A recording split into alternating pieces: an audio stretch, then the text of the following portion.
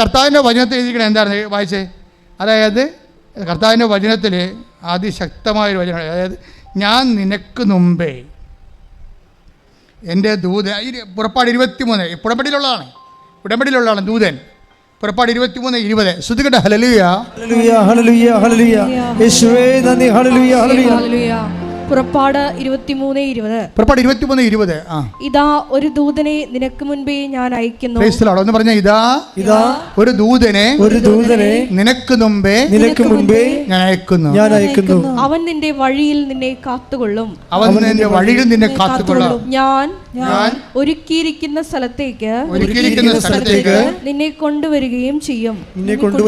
അപ്പൊ ദൈവം കൽപ്പിച്ചിരിക്കുന്ന സ്ഥലത്തേക്ക് ഈ ദൂതൻ വഴി മോണിറ്റർ ചെയ്യും. ഭയങ്കര മോണിറ്ററിങ്ങാ. അപ്പോൾ അതായത് നമ്മൾ ബൈബിൾ കാലത്ത് മാത്രം കേട്ടിരിക്കണതും ബൈബിൾ കാലത്ത് ഉരുകാനിരുന്ന സംഭവങ്ങൾ ഇന്നത്തെ വിശ്വാസി ഉരുക്കുന്നുണ്ട്. ഇപ്പോൾ വെള്ളം ഉരുകണമെങ്കിൽ എന്താ വേണ്ടത്? ഒരു 100 ഡിഗ്രി സെൻറ്റിഗ്രേഡ് വരുമ്പോഴേ വെള്ളം തിളക്കത്തുള്ളൂ അല്ലേ? വെള്ളി തിളക്കണമെങ്കിൽ 800 ഡിഗ്രി സെൻറ്റിഗ്രേഡ് വേണം. അതുപോലെ ഗ്ലാസ്, നമ്മുടെ ഈ ചെറിയ ഗ്ലാസ്സില്ലേ, നമ്മുടെ ഇതുപോലെ, അതായത് ലിക്വിഡ് വാട്ടറൊക്കെ സൂക്ഷിക്കുന്ന മൈന്യൂട്ട് ഗ്ലാസ്സില്ലേ, അത്തരം ഗ്ലാസ് ഉണ്ടാക്കണമെങ്കിൽ 3800 ഡിഗ്രി സെൻറ്റിഗ്രേഡ് വേണം. ആ മണ്ണ് തിളച്ച ഗ്ലാസ് ആകണമെങ്കിൽ ഓരോ മൂലകത്തിനും കറസ്പോണ്ടിങ് ആയിട്ടുള്ള ചൂട് വേണം. ബൈബിൾ കാലത്ത് മാത്രം ഉരുകിയിരുന്ന പല മൂലകങ്ങളും പല ദൈവത്തിൻ്റെ പദ്ധതികളും ഇന്നത്തെ മനുഷ്യൻ അതിൻ്റെ അകത്ത് ആവശ്യമായ ചൂട്, വിശ്വാസത്തിൻ്റെ ചൂട്, പ്രത്യാശയുടെ ചൂട്, അതുപോലെ തന്നെ ദൈവസ്നേഹത്തിൻ്റെ ചൂട് നൽകിക്കൊണ്ട് ദൈവത്തിൻ്റെ വചനത്തെ ശരിക്കും ദൈവം ഉയർത്തുന്നുണ്ട്. പ്രാർത്ഥിക്കുക, കർത്താവായ ദൈവമേ, വചനത്തിൽ വിശ്വസിച്ചുകൊണ്ട് അർഹമായ വിശ്വാസം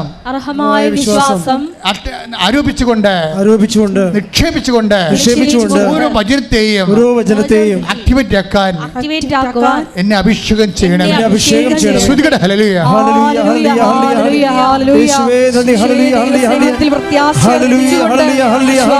മുന്നേറിക്കൊണ്ട് വചനത്തെ മാംസമാക്കുവാൻ. ഈ ഉടമ്പടിയുടെ ഭാഗം തന്നെയാണ് ഈ സഞ്ചാരം എന്ന് പറയണത്. നമ്മൾ കണ്ടില്ലേ, ലേവ്യ 26:9 എന്താ പറഞ്ഞത്? നീയുമായിട്ടുള്ള ഉടമ്പടി ഞാൻ ഉറപ്പിക്കും. അതിനോട് പെണ്ട് ചേർത്ത് വായിക്കുന്നതാണ് ലേവ്യർ 26:11. ഞാൻ എൻ്റെ കൂടാരം നിങ്ങളുടെ ഇടയിൽ സ്ഥാപിക്കും. ഞാൻ എൻ്റെ കൂടാരം നിങ്ങളുടെ ഇടയിൽ സ്ഥാപിക്കും. ഞാൻ നിങ്ങളെ ഉപേക്ഷിക്കുകയില്ല. ലേവ്യർ 26:12. ഞാൻ നിങ്ങളുടെ ഇടയിൽ സഞ്ചരിക്കും. ഞാൻ നിങ്ങളുടെ ദൈവവും നിങ്ങൾ എൻ്റെ ജനവുമായിരിക്കും. സഞ്ചാരം എന്നുള്ളത് ഉടമ്പടിയുടെ ഭാഗമാണ്. അമ്മയായാലും അമ്മയുടെ ദൂതനായാലും ഇതുപോലെ ഉടമ്പടി പ്രകാരമാണ് സഞ്ചരിക്കണത്. നമ്മൾ സഞ്ചാരി മാതാവെന്ന ആൾക്കാരെ വെറുതെ പറയണമല്ല, അതുപോലെ വന്ന് ദൈവം നമ്മുടെ കൂടെ വസിക്കുന്ന, അതായത് നിങ്ങൾ ചെയ്യുന്ന ഉടമ്പടി സത്യസന്ധമാണെങ്കിൽ നിങ്ങൾ അതനുസരിച്ചുള്ള ജീവിതം അനപേക്ഷണീയമായിട്ട് സത്യസന്ധമാക്കിയാൽ തീർച്ചയായിട്ടും ഉടമ്പടിയിലുള്ള എല്ലാ വാഗ്ദാനങ്ങളും, അതായത് ദൂതനെ അയക്കുക, നിങ്ങളുടെ കൂടെ സഞ്ചരിക്കുക, ദൈവത്തിൻ്റെ സാന്നിധ്യം നൽകുക, നിങ്ങളുടെ ലക്ഷ്യം നിങ്ങളെ എത്തിക്കുക, അതെല്ലാം ദൈവം കൃത്യമായിട്ട് ചെയ്യും. അങ്ങനെ ഒരു അനുഗ്രഹം നമുക്കും അവകാശമാക്കാൻ ആവശ്യമായ വിശ്വാസത്തിലേക്കും ദൈവസ്നേഹത്തിലേക്കും ദൈവം നമ്മളെ നയിക്കട്ടെ. ശ്രുതികട്ടെ hallelujah. Hallelujah hallelujah hallelujah hallelujah.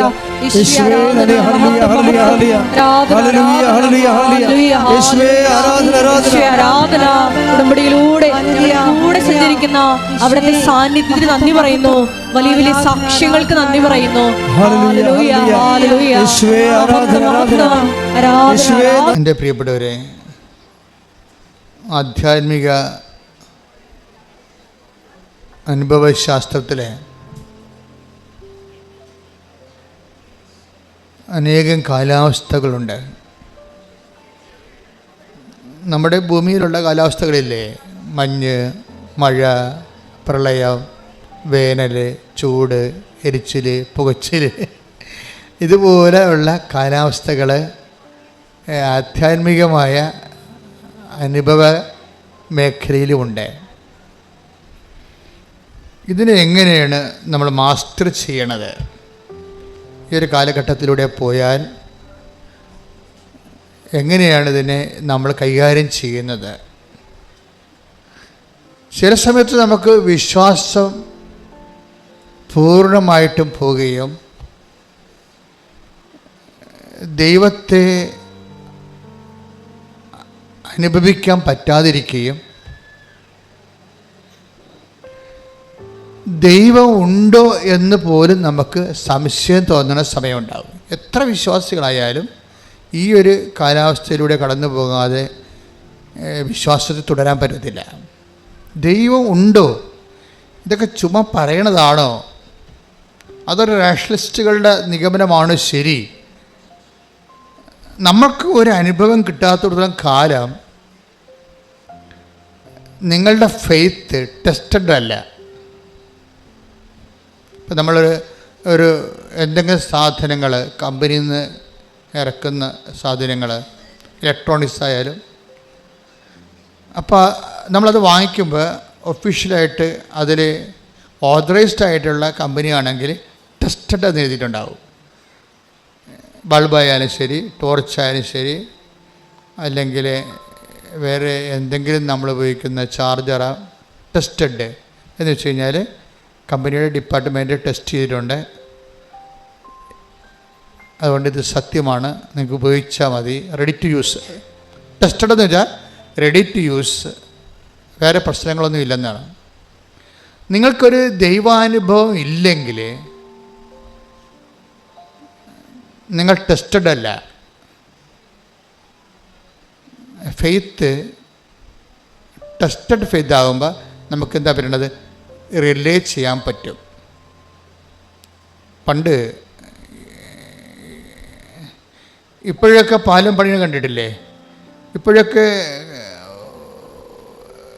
1000 ton വെയിറ്റുള്ള വണ്ടി കയറിപ്പോകാൻ വേണ്ടി മാത്രം സിമൻറ്റും കമ്പിയും അതിൻ്റെ കേജും അതിൻ്റെ സിമൻറ്റും അതിൻ്റെ കുഴയും ഒക്കെ അതിൻ്റെ ഒരു കിലോനെ മറ്റേ എടുത്ത് കമ്പ്യൂട്ടറിൽ വെച്ച് കൊടുത്തു കഴിഞ്ഞാൽ കമ്പ്യൂട്ടർ ഉടനെ കാണിക്കും ഇത് ഓക്കെയാണ് എന്ന് പറയുന്നത്.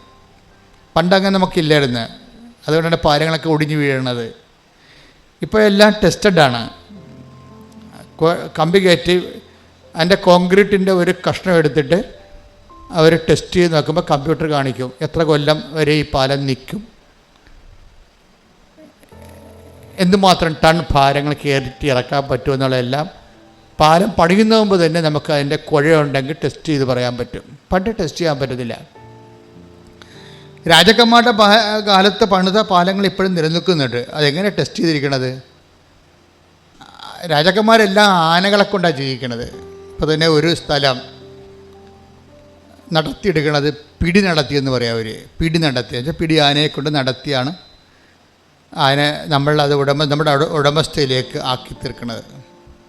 ഇപ്പം കരം അടക്കാൻ പറ്റുന്ന രീതിയിലാക്കി അതിനെ പിടി നടത്തിയെന്നാണ് പറയണത്. ഇതുപോലെ തന്നെ പാലത്തിൻ്റെ കാലം, പാലം ആനയെ കയറ്റിയിറക്കും, ഒരാനയെ കയറ്റിയിറക്കും അതിലൂടെ, എന്നിട്ട് മാത്രമേ പിന്നെ രാജാവ് നടക്കത്തുള്ളൂ. ഇപ്പോൾ എഞ്ചിനീയർമാർ അപ്പുറത്തും ഇപ്പുറത്തും ശ്വാസം അടക്കി നിൽക്കും. പാലം പണിത ആൾക്കാർ ആന കയറുമ്പോൾ എങ്ങാനും പാലം ഇടിഞ്ഞെങ്കിൽ അപ്പം തന്നെ, വേറെ വിചാരണമൊന്നുമില്ല, എഞ്ചിനീയറിൻ്റെ തല അപ്പം തന്നെ പോകും. ഈ ജനാധിപത്യ കാലമല്ലല്ലോ. പക്ഷേ ആന കയറി ഇറങ്ങിക്കഴിയുമ്പോൾ എഞ്ചിനീയറിനൊരു ശ്വാസം വരും. ടെസ്റ്റഡാണ്. അപ്പം ബില്ല് പാസ്സാകും, കാശ് കിട്ടും, സമ്മാനം കിട്ടും, അങ്ങനെ കുറേ നടപടിയുണ്ട് ടെസ്റ്റഡായ. ഇതുപോലെ നമ്മുടെ ജീവിത പ്രശ്നങ്ങളാകുന്ന ആനകളെ കയറി നിരങ്ങാതെ നമ്മുടെ വിശ്വാസം ടെസ്റ്റ് ചെയ്തതായിട്ട് ദൈവം കണക്കാക്കത്തില്ല.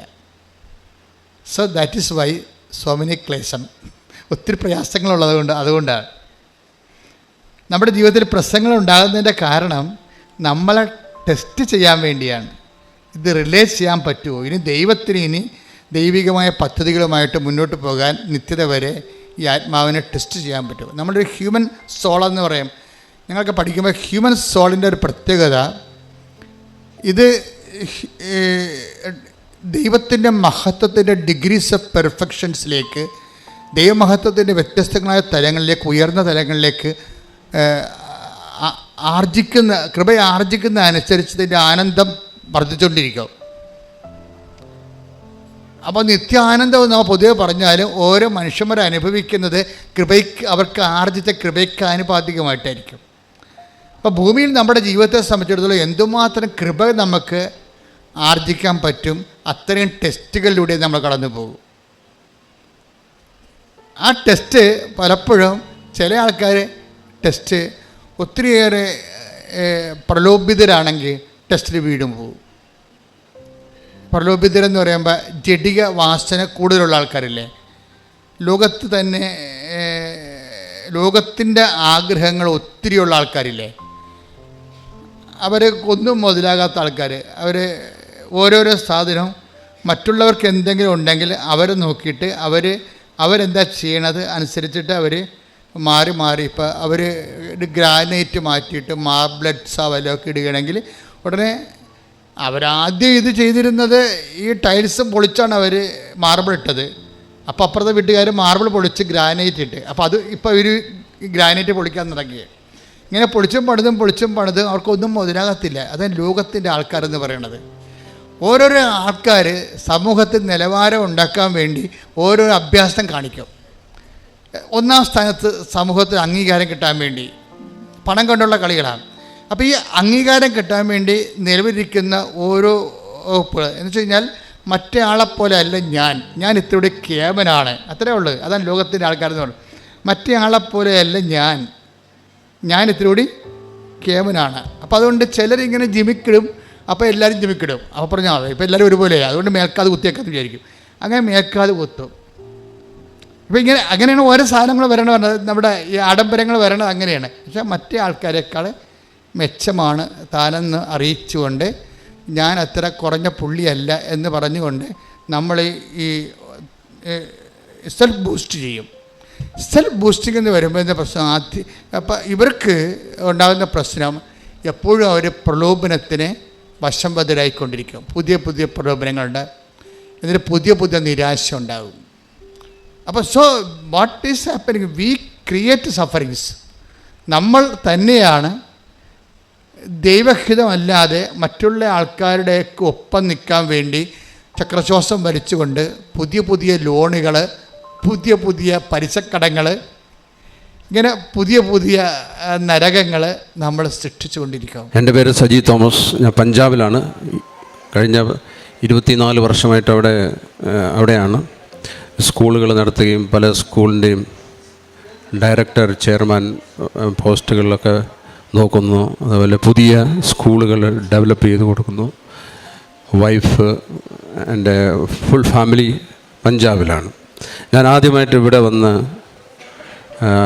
ഉടമ്പടി എടുക്കുന്നത് 2023 അപ്പോൾ ഇവിടെ വരാനുള്ള കാരണം ഇതിനു മുമ്പ് പലപ്പോഴും കേട്ടിട്ടുണ്ട് ഈ കൃപാസനത്തെ കുറിച്ച്. അപ്പോഴൊക്കെ നമുക്കിവിടെ ഇതിൻ്റെ നിയമങ്ങളൊക്കെ പറഞ്ഞു കേട്ടപ്പം ജീവിതകാലത്തിൽ ഒരിക്കലും ഇവിടെ വരാനോ ഈ ഉടമ്പടി അതിൽ പറഞ്ഞിരിക്കുന്ന 6 കാര്യങ്ങൾ പാലിക്കാനോ ഒരു മനുഷ്യനായി ജനിച്ച എനിക്ക് സാധിക്കുമെന്ന് ഒരിക്കലും വിചാരിച്ചതല്ല. പക്ഷെ ഒരു ഗതിയും പരഗതിയും ഇല്ലാതായപ്പോൾ തന്നെ ഇവിടെ വന്നു.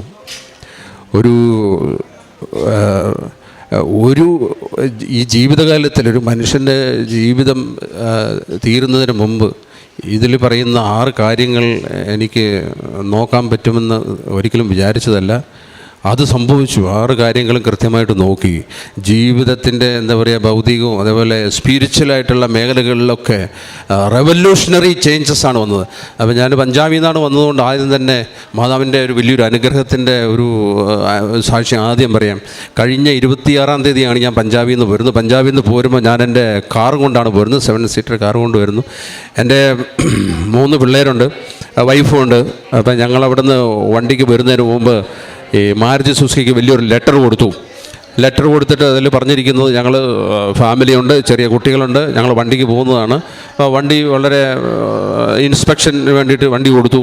അവർ 3-4 എൻജിനീയേഴ്സൊക്കെ വന്ന് വളരെ കാര്യമായിട്ട് അത് ചെക്ക് ചെയ്ത് വണ്ടി ഉയർത്തിയും താഴ്ത്തിയും ഒക്കെ നോക്കി അവസാനം അവർ പറഞ്ഞു, സാറേ ഒരു ടയറിനൊരു പ്രോബ്ലം ഉണ്ട്, 3700 കിലോമീറ്റർ പോകാൻ പറ്റുമെന്ന് തോന്നുന്നില്ല, അപ്പോൾ എന്ത് ചെയ്യും? അപ്പം ഞാൻ അവരോട് ചോദിച്ചു എന്ത് ചെയ്യും? അപ്പം എൻ്റെ അടുത്ത് നിന്ന് വേറൊരാൾ പറയുന്നു, നീ ഉടമ്പടി എടുത്ത ആളല്ലേ? ഞാൻ പറഞ്ഞു ഉടമ്പടി എടുത്തിട്ടുണ്ട്. നീ ഉടമ്പടി എടുത്താണെങ്കിൽ പിന്നെ എഞ്ചിനീയർമാരോട് ടയറിൻ്റെ കാര്യം ചോദിക്കേണ്ട കാര്യം എന്താ? നീ ഉടമ്പടി എടുത്തതല്ലേ? അപ്പോൾ മാതാവിൻ്റെ ശബ്ദമാണ് അവിടെ കേൾക്കുന്നത്. നീ എന്തിനാണ് പിന്നെ ഈ ടയർ മാറ്റണമെന്ന് എഞ്ചിനീയറോട് ചോദിക്കുന്നു? അവൻ മാതാവിനോട് ചോദിച്ചു ടയർ മാറ്റണോ? അപ്പോൾ അതിന് വേറെ എഞ്ചിനീയറിനോട് സാർ മാറ്റേണ്ട കാര്യമൊന്നുമില്ല, അത് ഞങ്ങൾ ശരിയാക്കി തരാം. അപ്പോൾ എനിക്ക് ഇങ്ങനെ എൻ്റെ ഉള്ളിൽ നിന്ന് പറയുന്നു ടയർ മാറ്റേണ്ട കാര്യമില്ല. മാതാവിൻ്റെ ആദ്യത്തെ അനുഗ്രഹം അതാണ്. ഞങ്ങൾ പഞ്ചാബിൽ നിന്ന് പോന്നിട്ട് ഏതാണ്ട് 3700 കിലോമീറ്റർ ഓടിയിട്ട് ആ ടയറിനൊന്നും പറ്റിയിട്ടില്ല. ഇപ്പോഴും അതിങ്ങനെ നമ്മുടെ മലയാളത്തിൽ പറയുന്ന പോലെ പയർ പോലെ നിൽക്കുന്നു. മാതാവിൻ്റെ ഒരു വലിയ അനുഗ്രഹം. അപ്പോൾ ഞങ്ങൾ വരുന്നതിന് മുമ്പേ പ്രത്യേകം മാതാവിനോട് പറഞ്ഞിട്ട് ഞങ്ങൾക്ക് വഴിതെറ്റി പോരുത്. ഇതിനു മുമ്പ് വന്നപ്പം മധ്യപ്രദേശിൽ വന്ന് 100-150 കിലോമീറ്റർ വഴിതെറ്റി ഞങ്ങൾ പോയതാണ്. ഈ പ്രാവശ്യം ഈ ഉടമ്പടി എടുത്ത് വന്നപ്പം നേരെ വാഗാ ബോർഡറിൽ നിന്ന് വയനാട് വരെ ഒരു തിരിവും വളവും ഇല്ലാതെ, വണ്ടിക്കൊരു കുഴപ്പവും പറ്റാത്ത വളരെ സുഖമായ രീതിയിൽ ഞങ്ങളിവിടെ എത്തി. അടുത്ത എൻ്റെ സാക്ഷ്യം, ഞാൻ സ്കൂൾ നടത്തുന്ന ആളാണ്. ഇതിനു മുമ്പും വന്ന് സ്കൂൾ നടത്തുന്ന പല കാര്യങ്ങളെക്കുറിച്ച്, രജിസ്ട്രേഷനെ കുറിച്ചൊക്കെ ഇവിടെ പറഞ്ഞിട്ടുണ്ട്. ഞാനിവിടെ വന്ന് തിരിച്ചു പോയതിന് ശേഷമാണ് NOCക്ക് അപ്ലൈ ചെയ്യുന്നത്. ഒരു സ്കൂൾ നടത്തണമെങ്കിൽ അതായത് സ്റ്റേറ്റിൻ്റെ നോൺ ഒബ്ജക്ഷൻ സർട്ടിഫിക്കറ്റ് വേണം ICSE സ്കൂൾ തുടങ്ങാൻ. അപ്പോൾ ഞാനൊരു സ്കൂളിൽ സെൻറ്റ് ഫ്രാൻസിസ് എന്ന് പറഞ്ഞൊരു പുതിയ സ്കൂളിൽ അപ്ലൈ ചെയ്ത് ഇതിൻ്റെ NOC അപ്ലോഡ് ചെയ്ത് കഴിഞ്ഞ് ഇത് ശരിക്കും ഒരു 2-3 ദിവസം കൊണ്ട് തീരേണ്ടതാണ്. ഇത് 3 മാസമായിട്ടും തീരുന്നില്ല. അപ്പോൾ ഞാനെൻ്റെ സ്റ്റാഫിനോട് പറഞ്ഞു, today you have to complete upload the before 12 PM, അതായത് രാത്രി 12 മണിക്ക് മുമ്പ് തീർക്കണം.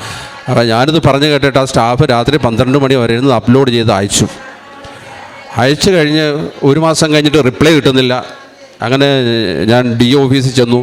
DO ഓഫീസിൽ ചെന്നപ്പം ഈ ആപ്ലിക്കേഷൻ അപ്ലോഡ് ചെയ്ത് അവിടെ എത്തിയിട്ടില്ല. ചണ്ഡീഗഡാണ് അതിൻ്റെ സ്റ്റേറ്റ് ഹെഡ് ഓഫീസ് എഡ്യൂക്കേഷൻ. അവിടെ ചെന്ന് നോക്കുമ്പം അവിടെയും ഈ NOC അപ്ലോഡ് ചെയ്തത് എത്തിയിട്ടില്ല. അങ്ങനെ 3 മാസം 4 മാസം ഞാനിങ്ങനെ ബാഗും തൂക്കി ഇങ്ങനെ നടക്കും. എന്നിട്ടും ഒരു വിവരവും കിട്ടുന്നില്ല. അങ്ങനെ അവസാനം ഒരു ദിവസം ഞാൻ രാവിലെ എഴുന്നേറ്റ് മാതാവിനോട് പറഞ്ഞു, ഇന്നത്തോടെ ഒരു തീരുമാനമാക്കണം.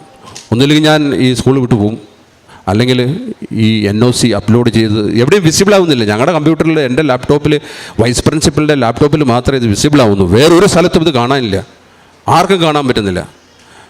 അങ്ങനെ എൻ്റെ ഉള്ളിൽ നിന്നിങ്ങനെ ഈ ഉടമ്പടി പത്രം എടുത്ത് വെച്ച് എണ്ണയൊക്കെ നെറ്റിയിൽ കുരിശ് വരച്ച് പ്രാർത്ഥിച്ചുകൊണ്ടിരുന്നപ്പോൾ ഇങ്ങനെ ഒരു കേൾക്കാം, ഒരു കാര്യം ചെയ്യും, ആ പേയ്മെൻ്റ് അങ്ങ് അടയ്ക്കുക. പേയ്മെൻ്റ് എന്ന് പറയുമ്പം വലിയൊരു ഹ്യൂജ് പേയ്മെൻ്റാണ്. അതായത് ഒരു സ്കൂളിലെ ഒരു ടീച്ചറിൻ്റെ 6 മാസത്തെ ശമ്പളം വെച്ച് ഏതാണ്ട് 25 പേരുടെ ഫീസ് അടയ്ക്കണം. ഏതാണ്ട് ഒരു 22-25 ലക്ഷം രൂപ ഫീസ് മാത്രമായിട്ട് വരും. ഇത്ര അടയ്ക്കാൻ പറ്റില്ല, ഒരു കാരണവശാലും ഇത്ര അടയ്ക്കാൻ പറ്റില്ല. അത്രയും വലിയൊരു എമൗണ്ട് ഞാൻ നോക്കിയിട്ട് കാണുന്നില്ല. ശമ്പളവും ഇലക്ട്രിസിറ്റിയൊക്കെ അടച്ചു കഴിഞ്ഞിട്ടൊന്നും കാണുന്നില്ല. അങ്ങനെ ഞാൻ എൻ്റെ ഉപ്പും എണ്ണയും ഈ ഉടമ്പടി പത്രം എടുത്ത് വണ്ടിയിൽ വെച്ച് ഞാൻ നേരെ DO ഓഫീസിൽ പോയി. DO ഓഫീസിൽ എത്തുന്ന അവിടെ മുതൽ മേലെ വരെ ഞാൻ ഉപ്പിട്ടു. കാണുന്ന ഓഫീസിൻ്റെ ഈ വാതിലയിലൊക്കെ അവരറിയാതെ കുരിശ് വരച്ച് അവസാനം ഏറ്റവും മുകളിലെത്തി കഴിഞ്ഞപ്പോൾ അവരെന്നോട് ചോദിച്ചു, സാർ ആപ് ക്യോ ഇധർ ആ ഗയ, ക്യാ കാം ക്യാ? ഞാൻ പറഞ്ഞു, NOC കാ കാം തോ. അച്ഛാ NOC കാ കാം ആപ് ഉധർ ജാവോ. അവരൊരു ഓഫീസ് കാണിച്ചു തന്നു. ഞാനവിടെ ചെന്ന് കഴിഞ്ഞപ്പോൾ അവർ പറഞ്ഞു, സാറെന്താ വന്നേ? ഞാൻ പറഞ്ഞു, ഇങ്ങനെ NOC തോടാ പൈസ ജമാ കരണ, പൈസ അടയ്ക്കണം, ബില്ലടയ്ക്കണം എന്നൊക്കെ പറഞ്ഞു. സാർ തോ റൂൾ തോ ചേഞ്ച് ഹോ ഗയാ, ആ പൈസ കറോ, ഓൺലി 76,000 പേ. അപ്പോൾ അവരെന്നോട് പറഞ്ഞത് റൂളൊക്കെ മാറി, സാർ ഇതൊന്നും പറഞ്ഞില്ലേ, 22 ലക്ഷം 25 ലക്ഷം നടക്കണ്ട, ഇപ്പോഴാണെങ്കിൽ 76,000 രൂപയ്ക്ക് തീരും. നോക്കി, നമ്മുടെ മാതാവിൻ്റെ ഉപ്പിൻ്റെയും എണ്ണേൻ്റെയും വരച്ച കുരിശിൻ്റെയും അനുഗ്രഹത്തിൻ്റെ ഫലമായിട്ട് ഇതാ ഞാനത് കൊണ്ടുവന്നിട്ടുണ്ട്. അങ്ങനെ ഇതാണ് ഞാൻ 76,000 രൂപ അടച്ചതാണ്. ഇത് സൂം ചെയ്ത അച്ഛ കാണാം. 25 ലക്ഷം രൂപയാണ്. അതിപ്പോൾ ഏത് സ്റ്റേറ്റ് ഗവൺമെൻറ്റിൻ്റെ കേരളത്തിലായാലും എവിടെയായാലും അടച്ചു നോക്കിയാൽ കാണാം. ഒരു ICSE സ്കൂള് എടുക്കുന്നതിന് മുമ്പ് നോൺ ഒബ്ജക്ഷൻ സർട്ടിഫിക്കറ്റ് കിട്ടാൻ വേണ്ടിയിട്ട് ഒരു ടീച്ചറിൻ്റെ 6 മാസത്തെ ശമ്പളം നമ്മൾ അഡ്വാൻസ് ആയിട്ട് കൊടുക്കണം. അത് കൊടുത്തു കഴിഞ്ഞാൽ ജീവിതകാലത്ത് തിരിച്ചു കിട്ടുന്നൊന്നുമല്ല. ഇത് ഞാൻ പഞ്ചാബ് ഗവൺമെൻറ്റിൻ്റെ കീഴിലുള്ള ഗുരുദാസ്പൂർ പാകിസ്ഥാൻ ബോർഡറിലുള്ള DO ഓഫീസിൽ പോയിട്ട് ഈ കഴിഞ്ഞ 24-ാം തീയതി അടച്ചതാണ്. ഇത് അടയ്ക്കാനുള്ള വലിയൊരു കഥയും കൂടെ ഞാൻ പറഞ്ഞുതരാം. ഇത് അടയ്ക്കാൻ ചെല്ലുമ്പം എന്നോട് പറഞ്ഞു, ഒരു ദിവസം വരണം. ഞാൻ ഒരു ദിവസം ചെല്ലുന്നത് ഈ ഉപ്പായിട്ടാണ് ചെല്ലുന്നത്. ഉപ്പും ഇതിരിപ്പുണ്ട്. അപ്പോൾ എന്നോട് ഇരിക്കാൻ പറഞ്ഞു. ഞാൻ ഇരുന്ന് കഴിഞ്ഞ് അയാൾ കമ്പ്യൂട്ടർ തുറന്നപ്പോഴത്തേക്ക് അപ്പുറത്തെ റൂമിൽ വലിയ അടിയും ബഹളവും. അപ്പോൾ ഇയാൾ എഴുന്നേറ്റ് ഓടി. ഇയാൾ എഴുന്നേറ്റ് ഓടി. അത് കഴിഞ്ഞിട്ട് പെട്ടെന്ന് ഇയാൾ ഒന്ന് വന്നു, കമ്പ്യൂട്ടർ തുറന്നപ്പോൾ ഞാൻ ചോദിച്ചു ഞങ്ങൾ ചെയ്തോട്ടെ എന്ന് ചോദിച്ചു. പുള്ളി പറഞ്ഞു പറ്റില്ല. പുള്ളി ഇറങ്ങിപ്പോയപ്പോൾ ഞാൻ വേഗം അവിടെ കാശ് രൂപ എടുത്ത് കമ്പ്യൂട്ടറിലൊരു കുരിശ് വരച്ചു. അത് കഴിഞ്ഞ് കീബോർഡിലൊരു കുരിശ് വരച്ചു, CPU കുരിശ് വരച്ചു. അപ്പോൾ ഇയാൾ അതും കാണരുത്. ഇതൊക്കെ നമ്മൾ ഈ കുരിശ് വരയും കാര്യങ്ങളൊക്കെ മറ്റ് സ്റ്റേറ്റുകളിൽ കണ്ടാൽ നമുക്ക് അറിയാം കേരളത്തിലെ അവസ്ഥയൊന്നുമല്ല, ചിലപ്പോൾ ജീവൻ തന്നെ നമ്മൾ തന്നെ ജീവനോടെ ഉണ്ടാവുമെന്ന് പറഞ്ഞു. ഞാൻ വേഗം കുരിശൊക്കെ വരച്ചു. അത് കഴിഞ്ഞ് അദ്ദേഹം തിരിച്ച് വന്നിട്ട് പറഞ്ഞു, സാറിന് ഇതൊന്ന് ചെയ്യാമോ, ഒന്ന് ടൈപ്പ് ചെയ്യാമോ? ഞാൻ വൈസ് പ്രിൻസിപ്പളിനോട് പറഞ്ഞു, സാർ ഒരു വേഗം ടൈപ്പ് ചെയ്തു. ഞാൻ കാശ് രൂപം എടുത്തു, ഈ ഉടമ്പടി പത്രം എടുത്ത് അവിടെ നിന്നിങ്ങനെ പ്രാർത്ഥിച്ചു, വിശ്വാസപ്രമാണം ചൊല്ലിക്കൊണ്ടിരുന്നു. സാറ് ഈ വൈസ് പ്രിൻസിപ്പൽ സാർ പെട്ടെന്ന് അടിച്ചു, ഈ പറയുന്ന NOC ഡിപ്പാർട്ട്മെൻറ്റ് ചെയ്യേണ്ട കാര്യം അത് ഞങ്ങൾക്ക് സ്വന്തം ചെയ്യാൻ വേണ്ടി ആ ഓഫീസ് മുഴുവൻ മാതാവ് ഞങ്ങൾക്ക് വിട്ടു തന്നു. ഞങ്ങൾ അവിടെ കുത്തിയിരുന്ന് ടൈപ്പ് ചെയ്ത് ഈ 76,000 രൂപ അവിടെ നിന്ന് അടച്ച് അതിൻ്റെ റെസിപ്റ്റ് മേടിച്ചു. ഈ റെസിപ്റ്റാണത്. ഹല്ലേലൂയ. 22 ലക്ഷം 25 ലക്ഷത്തിൽ നേരെ താഴേക്ക് വന്നത് 76,000 രൂപയാണ്. ഇത് ഗവൺമെൻറ് ഫീസുകളാണ്. ഇതൊക്കെ നമുക്ക് ഒരിക്കലും ചെയ്യാൻ പറ്റാത്തതാണ്. അടുത്തതായിട്ട് ഞാൻ പറയാൻ പോകുന്നത്, ഞാൻ പറഞ്ഞല്ലോ എൻ്റെ പരിപാടി സ്കൂളാണ്. എനിക്ക് കിട്ടിയ ബെനിഫിറ്റ് പറയാൻ വേണ്ടിയിട്ടല്ല ഞാൻ വന്നത്. എനിക്ക് പ്രത്യേകിച്ച് ബെനിഫിറ്റ് ഒന്നും കിട്ടിയിട്ടില്ല. ഒരു നഴ്സറിയിലൊരു കൊച്ച് ഒരു 10:30 ആയപ്പോൾ ടീച്ചർ, അവിടുത്തെ home room teacher, class room teacher വന്നിട്ട് എൻ്റെ അടുത്ത് അവിടുത്തെ ടീച്ചർ പ്രിൻസിപ്പളിനോട് പറഞ്ഞു, ഇങ്ങനെ ഒരു കുഴപ്പമുണ്ട്, ഒരു കൊച്ചിൻ്റെ ചെവിയിൽ കല്ല് പോയി. കൊച്ച് ഭയങ്കര കരച്ചിൽ, കൂടെ ടീച്ചർമാരൊക്കെ കരച്ചിൽ. ഇത് കണ്ട് നിന്ന PN ബാക്കിയുള്ള പിള്ളേരും ഒക്കെ കരച്ചിൽ. അപ്പോൾ എൻ്റെ ഓഫീസിലേക്ക് കൊണ്ടുവന്നു. ഞാനിങ്ങനെ അന്ന് എനിക്കൊന്ന് ചൊവ്വാഴ്ചയാന്ന് തോന്നുന്നു, അച്ഛൻ്റെ പ്രസംഗം കേട്ടുകൊണ്ടിരിക്കുന്നു. ഇങ്ങനെ എൻ്റെ കസാരയിരിക്കുന്ന AC ഒക്കെ ഇങ്ങനെ ഞാനിങ്ങനെ സുഖമായിട്ടിരിക്കുകയാണ്. അപ്പോഴാണ് വന്നിട്ട് ഒരു ടീച്ചർ പറഞ്ഞത്, സാറേ ഒരു ചെവിയിൽ കല്ല് പോയി. ആ ടീച്ചർ ഏതാണ്ട് ബോധം കെട്ടതുപോലെയാണ്. കാരണം ആ ക്ലാസ്സിലെ ആ ഏരിയയിലെ ഏറ്റവും വലിയ ഒരു VIP-ൻ്റെ ഒരു കൊച്ചാണ്, ചെറിയൊരു കൊച്ച്, 3 വയസ്സേ ഉള്ളൂ. അതും എവിടെയൊക്കെയോ പോയി പ്രാർത്ഥിച്ചും നേർന്നും ഒക്കെ ഉണ്ടായ ഒരു കൊച്ചാണ്. അപ്പോൾ അതിനെന്തെങ്കിലും പറ്റുമെന്ന് പറഞ്ഞാൽ പിന്നെ ഞങ്ങളുടെ ജീവനില്ല, പിറ്റേ ദിവസം സ്കൂളും ഇല്ല, പിന്നെ കുറച്ച് ടീച്ചേഴ്സും ഇല്ല, ഒന്നുമില്ല. അങ്ങനത്തെ ഒരു അവസ്ഥ എൻ്റെ അടുത്ത് വന്നു. അപ്പോൾ എൻ്റെ അടുത്ത് കൊണ്ട്, സാറേ ഇതാ ചെവിയിൽ കല്ല് പോയി. ഞാൻ പറഞ്ഞു, ഇപ്പോൾ എന്ത് ചെയ്യും? അപ്പോഴത്തേക്ക് അവർ പേരൻസിനെയൊക്കെ വിളിച്ചു. പേരൻസ് പറഞ്ഞു ഗേറ്റൊക്കെ തുറന്നിട്ടോ. അവർ ഏതാണ്ട് 100-120 കിലോമീറ്റർ സ്പീഡിൽ വണ്ടി കൊണ്ട് വരുന്നുണ്ട്. എന്നെ വിളിച്ചു പറഞ്ഞു ഗേറ്റ് തുറന്നിട്ടോ, ഞങ്ങൾ കൊണ്ടുപോവാണ്. അവർ ഡോക്ടറെ വിളിച്ചു പറഞ്ഞു. എൻ്റെ അടുത്ത് വന്നപ്പോൾ ഞാൻ പറഞ്ഞു, കൊണ്ടുവരാൻ പറഞ്ഞു. എൻ്റെ ടേബിളിൽ എപ്പോഴും എൻ്റെ ഓഫീസ് ടേബിളിൽ ഈ ഉപ്പും ഈ എണ്ണയും ഇരിപ്പുണ്ട്. ഞാൻ ആ എണ്ണ എടുത്തിട്ട് ആ ചെവീൻ്റെ അവിടെ ഒന്ന് തൂത്ത് കൊടുത്തു. എന്നിട്ടൊരു വിശ്വാസപ്രമാണം ചൊല്ലി. എനിക്ക് പ്രത്യേകിച്ച് ടെൻഷനൊന്നും തോന്നിയില്ല. എനിക്ക് പ്രത്യേകിച്ച് ഒരു ടെൻഷനും തോന്നിയില്ല, ഒരു വെപ്രാളവും തോന്നിയില്ല. അത് കണ്ടു കഴിഞ്ഞപ്പോൾ അവരുടെയും വെപ്രാളം കുറഞ്ഞു. കാരണം എനിക്ക് പ്രത്യേകിച്ച് ഇത് കേട്ട് കഴിഞ്ഞപ്പോൾ ഇല്ലെന്നില്ല. കാരണം ചെവിയിൽ കല്ല് പോയതാണ്, അത് വലിയ ഓപ്പറേഷൻ ചെയ്തൊക്കെ എടുക്കണം. അങ്ങനെ അവർ വന്നു, കൊച്ചിനെ കയ്യിലെടുത്തു, വണ്ടി കയറ്റി അവർ കൊണ്ടുപോയി. അവർ വഴി കണ്ടവരെ കണ്ട ടീച്ചേഴ്സിനെയൊക്കെ അവർക്ക് ഹിന്ദിയിലും പഞ്ചാബിയിലും പറ്റാവുന്ന ചെറിയ തോതിലുള്ള തെറികളൊക്കെ പറഞ്ഞു. പിന്നെ എന്നോട് പ്രത്യേകിച്ചൊന്നും പറഞ്ഞില്ല. അങ്ങനെ ഞാൻ ആ കസേരയെ കുത്തിയിരുന്നു. ഞാൻ പറഞ്ഞു, നിങ്ങളൊക്കെ ക്ലാസ്സിൽ പോകുമോ, ക്ലാസ് നടക്കട്ടെ എന്ന് പറഞ്ഞു. കുറച്ച് കഴിഞ്ഞപ്പം ഒരു 2-3 മിനിറ്റ് കഴിഞ്ഞപ്പോൾ എനിക്ക് കോൾ വന്നു. ഞാൻ വിചാരിച്ചു തീർന്നു, മിക്കവാറും അവർ വന്ന് നമ്മളെ വെട്ടിക്കൊള്ളും. നമ്മളെ കേരളക്കാരെ പോലെയല്ല പഞ്ചാബികൾ. അവർ തീർക്കണം എന്ന് വിചാരിച്ചാൽ അവിടെ വെച്ചത് തീർക്കും. നാളെ ജയിലിൽ പോവുമോ, ഈ സ്കൂൾ പൂട്ടി പോവുമോ, അങ്ങനെയൊന്നുമില്ല. അപ്പോൾ ഞാൻ പേടിച്ച് ഫോൺ എടുത്തു കഴിഞ്ഞപ്പോൾ പേരൻസ് പറഞ്ഞു, सर कोई बात नहीं है, तो आपका कोई भी मिस्टेक नहीं है, अब हमारा बच्चे का मिस्टेक है, चलो पता नहीं इसमें कुछ मिला नहीं, डॉक्टर ने बोला इसका ईयर का अंदर कुछ भी नहीं है. അപ്പോൾ അവർ പറയാണ്, ഇത് സാറിൻ്റെ തെറ്റുമല്ല, ടീച്ചേഴ്സിൻ്റെ തെറ്റുമല്ല, ഈ കൊച്ചിൻ്റെ ചെവിയിൽ അങ്ങനെ ഒരു കല്ലും ഇല്ല, ഒരു കൊന്തവും ഇല്ല, ഒന്നുമില്ല എന്ന് പറഞ്ഞാൽ. ഹല്ലേലൂയ. ആ കല്ല് എനിക്ക് തോന്നുന്നു അലിഞ്ഞു പോയി കാണും. ആ എണ്ണ തൂത്തപ്പോൾ ആ കല്ല് അലിഞ്ഞു പോയി. ഇതേപോലെ ഒരു സംഭവം LKG-യിലെ ഒരു കുട്ടി, ഞാൻ പറഞ്ഞല്ലോ എൻ്റെ ബെനിഫിറ്റ് പറയാൻ വേണ്ടിയിട്ടല്ല ഞാൻ വന്നത്, ഞാനുമായിട്ട് ബന്ധപ്പെട്ട എൻ്റെ സ്റ്റാഫും എൻ്റെ സ്ഥാപനങ്ങൾക്കും കിട്ടിയ ബെനിഫിറ്റ്, മാതാവിലൂടെ കിട്ടിയ ബെനിഫിറ്റ് പറയാൻ വന്നതാണ്. ഒരു കൊച്ചു വീട് നെറ്റി മുഴുവൻ ഇങ്ങനെ പൊട്ടി. അപ്പോൾ ടീച്ചർമാർ പറയുന്നത് 5 സ്റ്റിച്ച് ഇടണം, 6 സ്റ്റിച്ച് ഇടണം. അപ്പോൾ ഞാൻ എപ്പോഴും ഈ ഉപ്പും ഞാൻ എന്ത് ചെയ്യും, രാവിലെ സ്കൂളിൽ വന്നു കഴിഞ്ഞാൽ 6:30 വന്നു കഴിഞ്ഞാൽ ഗേറ്റിൻ്റെ അവിടെയൊക്കെ കൊണ്ട് ഉപ്പിടും. അതേപോലെ പിള്ളേർ വെള്ളം കുടിക്കുന്ന ക്യാമ്പറിൻ്റെ ഉള്ളിലൊക്കെ കൊണ്ട് ഉപ്പിടും. അപ്പം വളരെ ശാന്തമായിരിക്കും, അവിടെ പ്രത്യേകിച്ച് കംപ്ലൈൻ്റ് ഒന്നും വരാറില്ല. അപ്പോൾ ഇത് കണ്ടുകൊണ്ടത് എല്ലാം ഈ ഗുരുദാസ്പൂരിൽ 45% ക്രിസ്ത്യൻസാണ്. അപ്പോൾ എൻ്റെ ഓഫീസിലൊക്കെ വർക്ക് ചെയ്യുന്ന PN അവർ ക്രിസ്ത്യൻസാണ്. അപ്പോൾ ഞാൻ ഈ ഉപ്പ് പ്രയോഗം ചെയ്യുന്നത് ഇവർക്ക് കാണാം. അപ്പോൾ ഈ കൊച്ചു വീണ് തലപൊട്ടിയപ്പോൾ ഈ PN വന്നിട്ട് പറഞ്ഞു, സാർ ഓ തേൽ ദേതോ തുടക്കാം. ഞാൻ പറഞ്ഞു, ആപ്പ് നെയ് കർ സക്തേ, നിങ്ങൾക്കത് ചെയ്യാൻ പറ്റില്ല, നിങ്ങൾ എൻ്റെ അടുത്ത് കൊണ്ടുവരാൻ പറഞ്ഞു. അങ്ങനെ ഞാൻ കൊണ്ടുവന്നിട്ട് അത് തേച്ച് കൊടുത്തു. തേച്ച് കൊടുത്തൊരു 2:30 ആയപ്പോഴത്തേക്ക് ആ പാടുമില്ല, കൊച്ചിൻ്റെ എന്താ പറയുക ബ്ലഡ് വന്നതില്ല. She was very happy. Hallelujah. അപ്പോൾ ഇതൊക്കെ വലിയ ആയുധങ്ങളായിട്ടാണ് ഞാൻ അന്ന് വന്നപ്പം സാക്ഷ്യം പറഞ്ഞപ്പോൾ പറഞ്ഞതാണ്, ഇത് ഞാൻ വലിയൊരു ആയുധമായിട്ടാണ് ഉപയോഗിക്കുന്നത്, ഈ ഉപ്പും ഈ എണ്ണയും. ഈ പ്രാവശ്യം ഞാൻ പഞ്ചാബിൽ നിന്ന് പോകുന്നപ്പോൾ ഇത് നമ്മൾ അച്ഛന്മാരൊക്കെ തിരുവോസ്തി എഴുന്നള്ളിച്ച് പോകുന്നത് പോലെ വണ്ടീൻ്റെ മുന്നിൽ വെച്ച് മാക്സിമം സ്റ്റേറ്റ് ഈ ഉടമ്പടിയിലൂടെ, ഈ ഉടമ്പടിയും കൊണ്ടാണ് ഞങ്ങൾ കടന്നു പോകുന്നത്. കടന്നു വന്ന വഴിക്കും ഞങ്ങൾ താമസിച്ച ഹോട്ടലിലൊക്കെ ആ ഉപ്പിടുകയും അവിടെ വെച്ച് ഞങ്ങൾ ഈ ഇതിൻ്റെ എല്ലാ പ്രാർത്ഥനകളും ചൊല്ലിയാണ് തിരിച്ചു പോകുന്നത്. അതേപോലെ തന്നെ മറ്റൊരു കാര്യം, ഞാൻ എല്ലാ സ്കൂളുകളിലേക്ക് പോകുന്ന ട്രെയിനിലാണ് പോകുന്നത്. ട്രെയിനിൽ പോകുമ്പോൾ ഞാൻ ഉടമ്പടി എടുത്തതുകൊണ്ട് ഈ ചിലപ്പോൾ വൈകുന്നേരങ്ങളിലും ഏർലി മോർണിംഗിലും പോകുന്ന സമയത്ത് ഈ പ്രാർത്ഥന മുടക്കാൻ പാടില്ല. പ്രാർത്ഥന ചെല്ലുമ്പോൾ നിങ്ങൾക്ക് എല്ലാവർക്കും അറിയാം, തിരി കത്തിച്ച് വെച്ചിട്ട് വേണം ചെയ്യാൻ. ട്രെയിനിൽ ഇത് അലൗഡല്ല. ഇങ്ങനെയുള്ള ഇങ്ങനെയുള്ള സാധനങ്ങളൊന്നും ഉപയോഗിച്ചുകൂടാ. പക്ഷേ ഞാനെപ്പോൾ യാത്ര പോയാലും ഒരു മൂലയ്ക്ക് ഇരുന്ന് ആരും കാണാതെ പെട്ടെന്ന് അത് കത്തിച്ചിട്ട് ആ പ്രാർത്ഥന ചൊല്ലി തീർക്കും. ഒരു ദിവസം കഴിഞ്ഞ നവംബറിൽ ദിവാലീൻ്റെ സമയമാകുന്നു, എല്ലാവർക്കും ശമ്പളം കൊടുത്തു. 7 ലക്ഷം രൂപ ഒരു മാസം വേണം ശമ്പളം കൊടുക്കാൻ. പെട്ടെന്ന് ശമ്പളം കൊടുക്കാൻ പറ്റാത്തൊരവസ്ഥ. ദീപാവലിയാണ്, നമുക്ക് ക്രിസ്മസ് പോലെയാണ് അവരുടെ ദീപാവലി. ശമ്പളം കൊടുത്തില്ലെങ്കിൽ അത് വലിയൊരു സംഭവമാണ്. പൈസ ഇല്ല എൻ്റെ കയ്യിൽ, ഒരു പൈസയില്ല.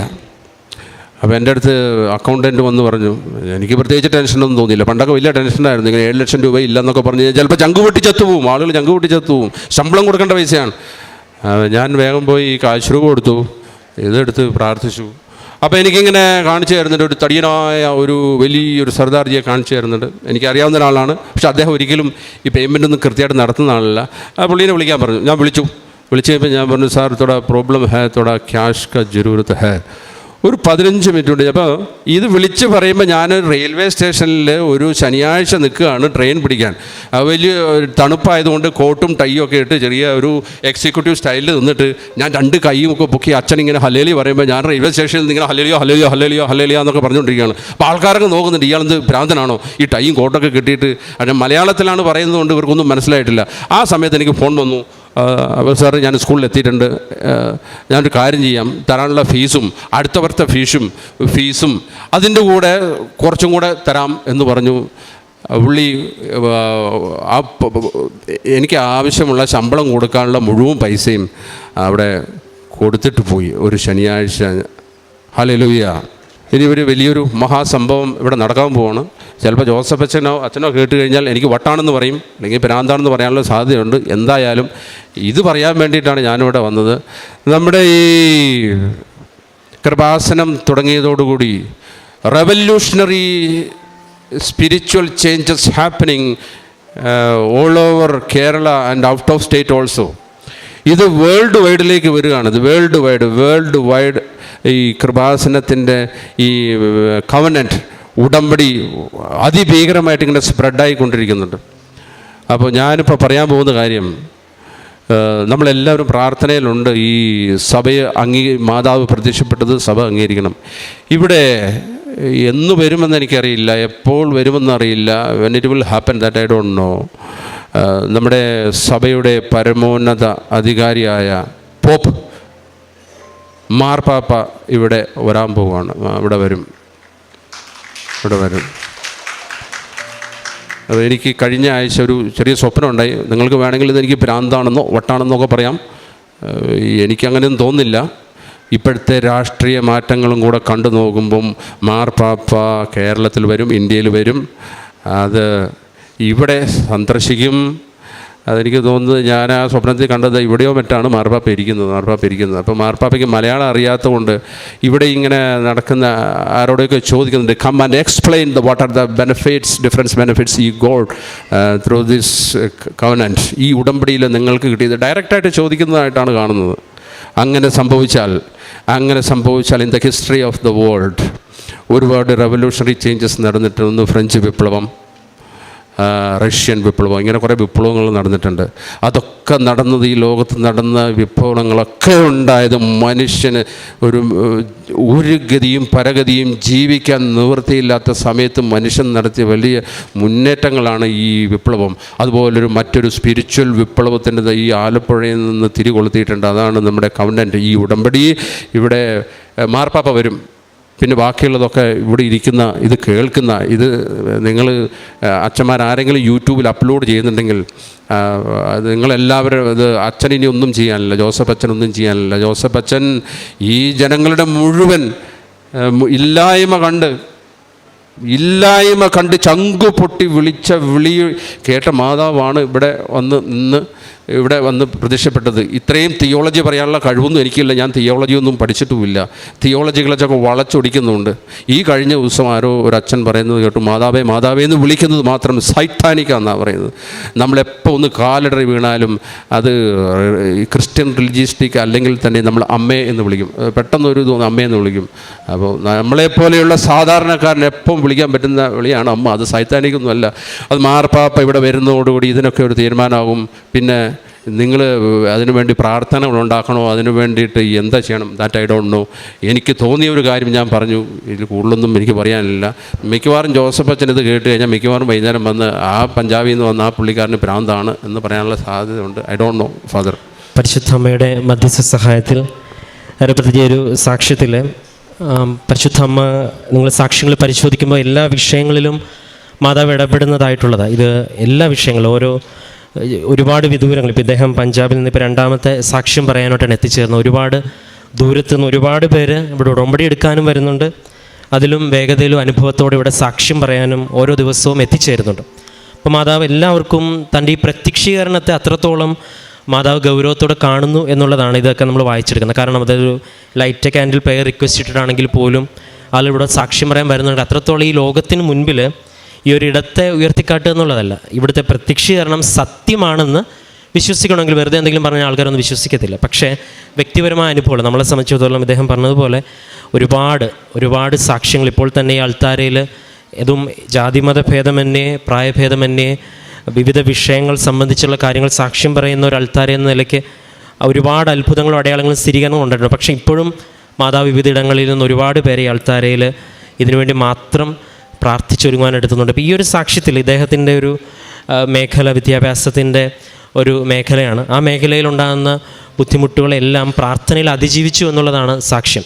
രണ്ടാമത്തേത് വ്യക്തിപരമായിട്ട് ഉണ്ടായ ഇഷ്യൂസിനെയൊക്കെ ഫേസ് ചെയ്യുമ്പം അതൊക്കെ ഒരു കുഴപ്പമില്ല, അതിനൊക്കെ അതിജീവിക്കാനായിട്ട് പറ്റുമെന്നുള്ളൊരു ധൈര്യം, ഒരു വെയ്റ്റ്ലെസ്നെസ്സിനെ കുറിച്ച് പറയുന്നുണ്ട്. ഇപ്പോൾ ഒരുപാട് സാക്ഷ്യത്തിൽ കഴിഞ്ഞ ദിവസം ഒരു ഡോക്ടർ പറഞ്ഞ സാക്ഷ്യത്തിലും ഈ രോഗങ്ങളൊക്കെ തന്നോട് പറയുമ്പോഴും അതൊന്നും കുഴപ്പമില്ല, ഇതൊക്കെ എങ്ങനെയും നമ്മൾ റെഡിയാക്കും. കാരണം ഇങ്ങനൊരു ഉടമ്പടിയിൽ ലഭിച്ച വിശ്വസ്തയോടെ നിൽക്കുന്നവർക്ക് ലഭിക്കുന്ന ഈ ഒരു വിശ്വാസത്തിൻ്റെ ഒരു ധൈര്യമുണ്ട്. അത് വിശുദ്ധ പൗലോസ് അപ്പോസ്തലനാണ് പറയുന്നത്, ആരെനിക്കെതിരെ നിന്നാലും കർത്താവ് പക്ഷത്തെങ്കിൽ എനിക്കൊരു കുഴപ്പമില്ലെന്നൊക്കെ പറയുന്നൊരു സ്പിരിച്വൽ കോൺഫിഡൻസ് ഉണ്ട്. അത് ഉടമ്പടിയിൽ ഒരുപാട് പേർക്ക് ലഭിക്കുന്നു, അല്ലെങ്കിൽ പരിശുദ്ധ അമ്മ ഉടമ്പടി നിൽക്കുന്നവർക്ക് നൽകുന്നു എന്നുള്ളതാണ്. ഏറ്റവും അവസാനം പറഞ്ഞ ദർശനങ്ങളും സ്വപ്നങ്ങളും ഒക്കെ ഒരുപാട് സാക്ഷ്യങ്ങളിൽ പറയുന്നുണ്ട്. ഈ ഒരു ഇടം ലോകത്തിന് മുൻപിൽ ഒരു വലിയ ഒരു ആത്മീയ വിപ്ലവത്തിൻ്റെ ഒരു ഇടമാണെന്നുള്ള കാര്യത്തിൽ ഒരു സംശയവുമില്ല. കാരണം ഓരോ ദിവസവും ഇവിടെ കേൾക്കുന്ന സാക്ഷ്യങ്ങൾ മാത്രം, ഒരു ദിവസം കേൾക്കുന്നത് മാത്രം പരിശോധിച്ചാൽ തന്നെയും നമുക്കത് വ്യക്തമാണ്. അപ്പോൾ ഇനിയും ലോകത്തിൽ പരിശുദ്ധ അമ്മയുടെ ഈ പ്രത്യക്ഷീകരണം ഒരു ചർച്ചാ വിഷയവും ഒരു പ്രാർത്ഥനാ വിഷയവും ഒരു വിശ്വാസത്തിൻ്റെ വലിയൊരു വെളിച്ചവുമായിട്ട് മാറുക തന്നെ ചെയ്യുമെന്നുള്ള കാര്യത്തിൽ ഇപ്പോൾ ഇതിൻ്റെ നിങ്ങൾ പണ്ട് തൊട്ട് ഇപ്പോൾ 4-5 വർഷം അതിന് മുമ്പേയും കൃപാസനത്തോട് ചേർന്ന് യാത്ര ചെയ്യുന്ന ഒരുപാട് പേരുണ്ട്. അവരുടെ അനുഭവങ്ങൾ മാത്രം ഒന്ന് ചോദിച്ചു നോക്കിയത്. ഓരോ വർഷവും കഴിയുമ്പം സാക്ഷ്യത്തിൻ്റെ നിലവാരം ഉയരുന്നതും സാക്ഷ്യം പറയുന്നവരുടെ സാക്ഷ്യങ്ങളുടെ ഒരു ആഴം കൂടുന്നതും ഒരുപാട് പ്രായഭേദമന്യേ സാക്ഷ്യപ്പം മാതാവ് എന്തോ ഇതിൽ ലക്ഷ്യം വെച്ചിട്ടുണ്ട്. പരിശുദ്ധ അമ്മ അച്ഛന് പ്രത്യക്ഷപ്പെടുമ്പം മാതാവ് ലക്ഷ്യം വെച്ചത് അച്ഛന് മാത്രമല്ല എന്നുള്ളതിന് തെളിവ് നമ്മൾ ഓരോരുത്തരുമാണ്. നമ്മൾ ഓരോരുത്തരും ഇവിടെ ആയിരിക്കുന്നതിന് പിന്നിൽ മാതാവിൻ്റെ ഒരു ലക്ഷ്യമുണ്ട്. ഇന്നും ഒരുപാട് പേര്, അപ്പം ഇനിയും മാതാവ് എന്തോ ഒരു കൃപാവര പദ്ധതി ഇതിലൂടെ ലക്ഷ്യം വെക്കുന്നുണ്ട്. ഒരുപക്ഷെ നമ്മളിലൂടെയും നമ്മുടെ വിശ്വാസത്തിൻ്റെ സാക്ഷ്യത്തിലൂടെയും അതിന് കൂടുതൽ ശക്തി ആർജിക്കാൻ ഇടവരുത്തരുതെന്ന് പ്രാർത്ഥിക്കുന്നു. നമുക്ക് ഇദ്ദേഹത്തിന് ലഭിച്ച അനുഭവങ്ങൾക്കും സൗഖ്യത്തിനും വിശ്വാസത്തിൻ്റെ ബോധ്യത്തിനും നമുക്ക് കരങ്ങളടിച്ച് ദൈവത്തിൻ്റെ നാമം മഹത്വപ്പെടുത്താം.